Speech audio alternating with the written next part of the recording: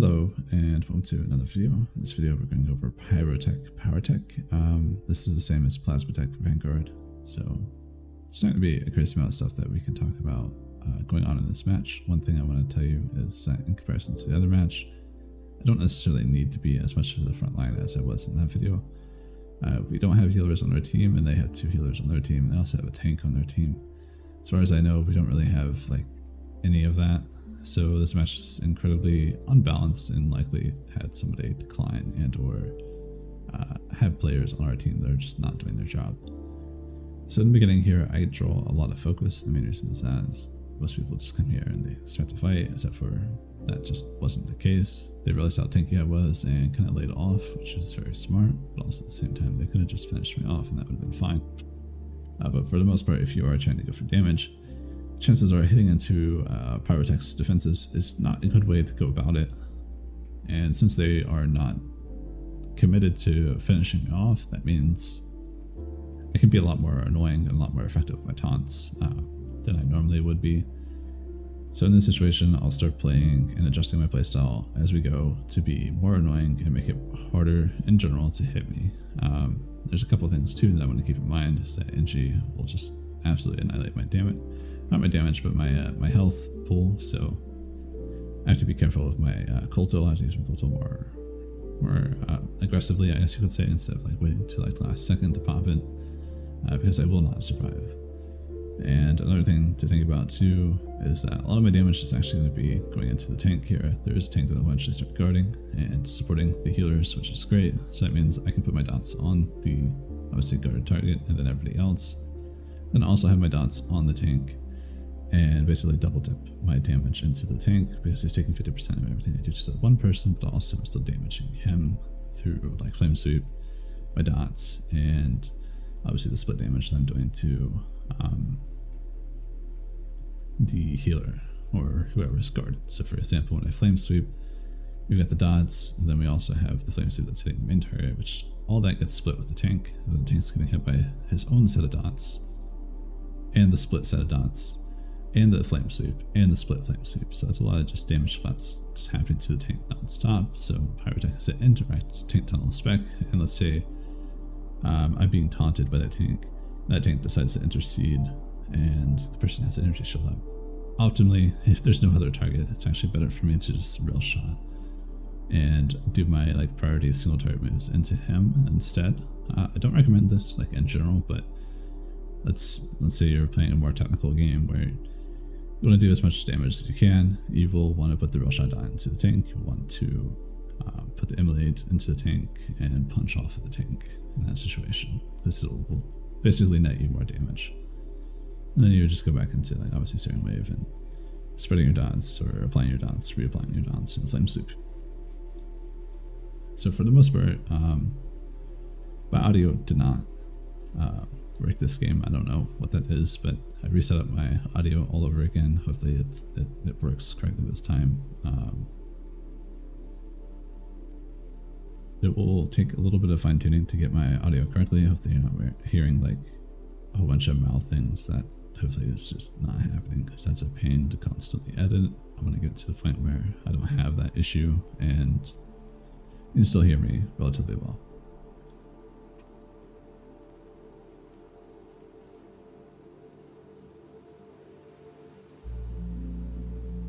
Now, as for like let's tank mitigation and stuff like that, when it comes to elemental and internal damage, tanks aren't very good at dealing with it. Elemental or internal damage, while they might have a lot of physical armor and physical like damage reduction, which I mean by that is like armor damage reduction that can be penetrated to basically made useless. So for example, precision window or ferocity window for Carnage Marauder or combat sentinel, you can kind of ignore most of their armor, so you're basically only getting the raw damage reduction, stopping you from doing damage. That's why clashing fast and gore and dispatch can hit really hard when you have that armor penetration up. Elemental damage is a little bit different. It's like more of a innate kind of thing, and some classes are going to have more elemental and internal. Obviously, Madness with the passive DR now, that also includes internal and elemental. assassins with their deception assassin, at least with their DR talent, applies for both internal and elemental, so they're naturally tanking against that too. So those two are just naturally going to be kind of bad targets in general for sustained damage on like pyro, for example. But good targets are going to be like mercenary, gunslinger, marauder. Like all those classes are going to be relatively good targets because they don't have much armor in general, and even if they did, it doesn't matter. And most of their internal elemental damage reduction is just not very high, including tanks. Tanks don't end up being like too much of a bad choice. Obviously, probably not the optimal choice for rail shotting because they're going to have naturally high defense chance.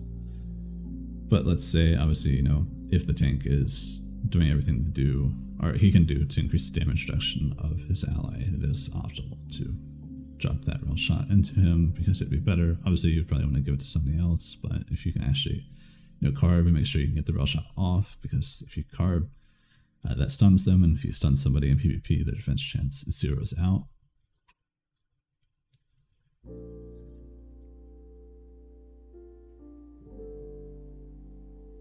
And then as for going on in this game, for the most part, my uptime doesn't drop like crazy. Obviously, if there was a healer on my team, I probably could have done so much more damage, but I also wouldn't have been like in the situation of being able to have so much uptime because I probably would beat them into submission. They wouldn't want to be around me, or they would want to all tunnel me to make it easier for them to play.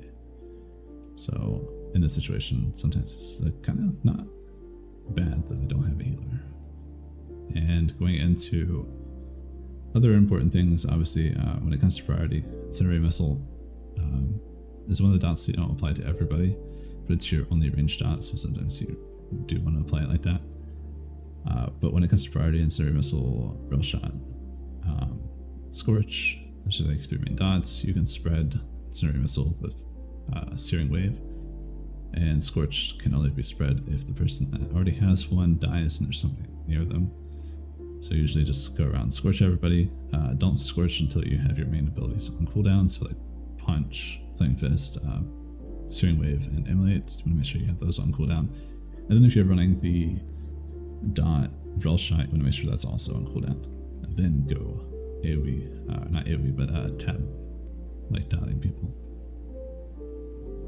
Let's be open with tab dotting. It's not necessarily good, especially when you have damage available.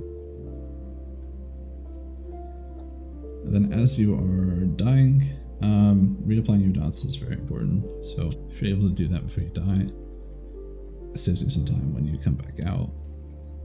So you're able to constantly just focus on damage, and then obviously when your damage is gone, you can then go reapply again.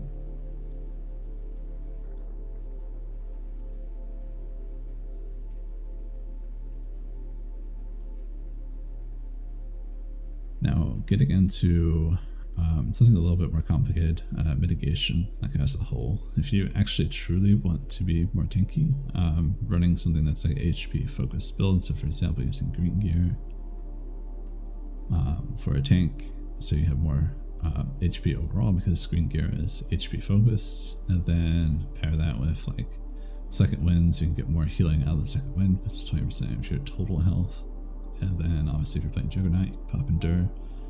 So whenever you're about to get a kill or assist, and you're about to proc your second wind, if you have Endure up, and then you also have an HP focused build, you'll then get a massive heal, and it basically effectively turns Endure Pain back into a defensive that you can use that won't like get you killed as much unless you're being tank held. Which is pretty interesting to think about, but also in general, even if you're not HP focused build, having second wind can make Endure Pain just a lot more useful.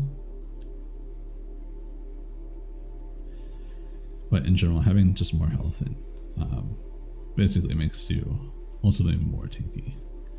Mitigation stats do work in certain specs, but for the specs that are usually meta, like Pyro, Lethality, and Lightning, like a lot of these classes or specs have access to elemental or internal damage, which you're not too effective against.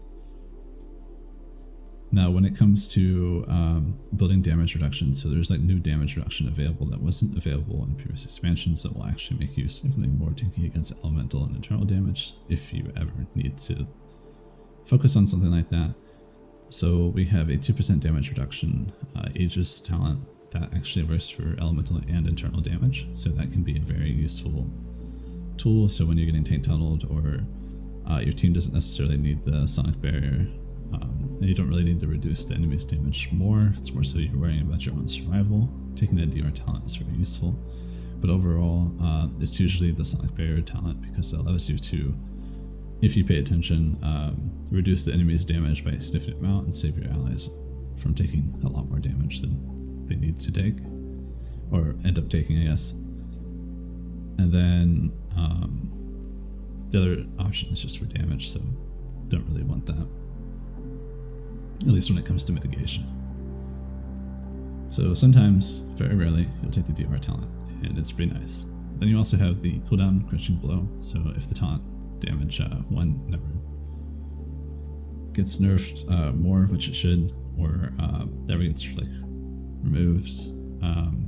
One thing for you guys to know, if you do want to be more tanky, there is a tactical that increases your damage reduction by 2.5% per stack per person that gets hit with your crushing blow. So if you have cooldown reducing crushing blow, so every time you hit somebody with a critical crushing blow hit, so if you hit like 5 players of a crit, you get a lot of cooldown reduction on your crushing blow. And it also still hits pretty hard because it gets an extra 20% crit chance.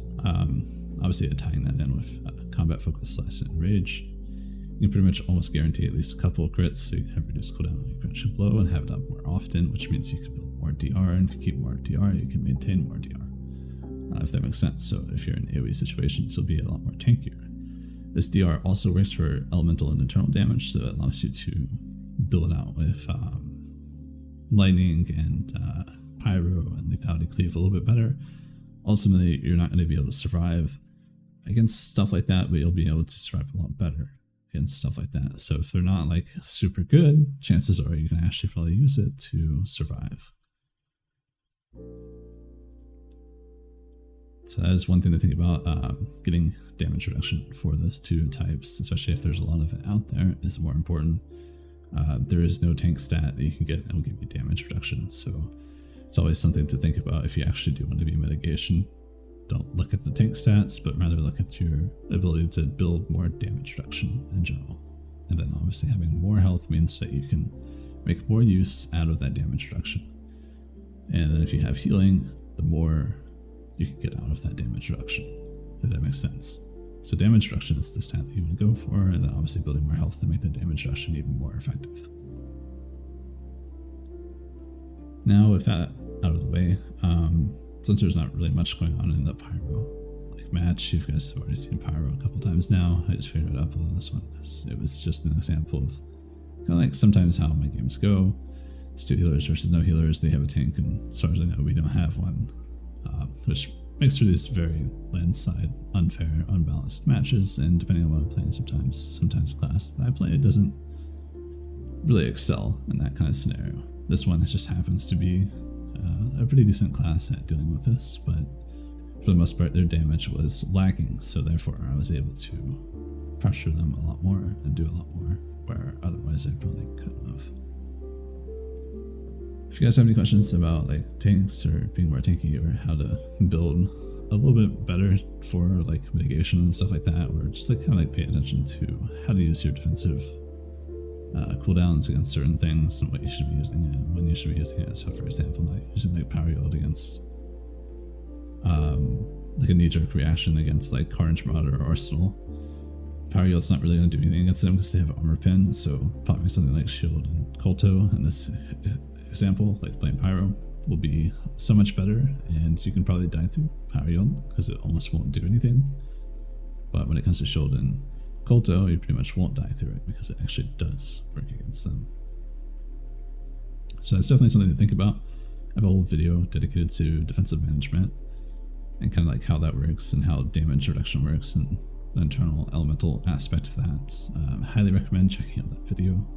It'll teach you a lot of things about how to mitigate damage and just like keep yourself alive in general.